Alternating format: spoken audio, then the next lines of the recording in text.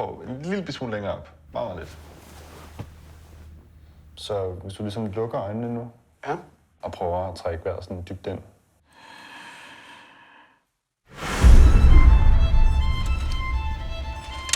Hvad betyder ordet hjem for dig? Hjem er noget, som er trygt. Kaboul, les attaques des Moudjahidines repris.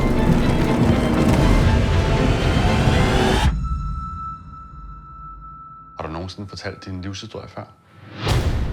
Nej. Vi skal ud. Det er nu. Lige dårligt samvittighed er, at min bror han bliver tilbage.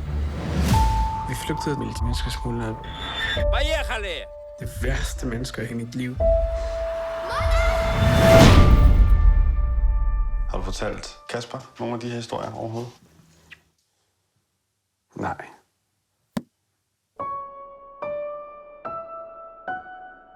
Det tager tid at stole på folk.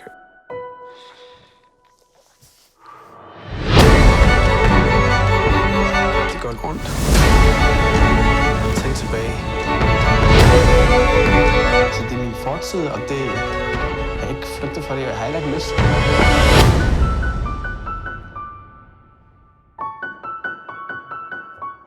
Jeg kan mærke, at der skal ske noget.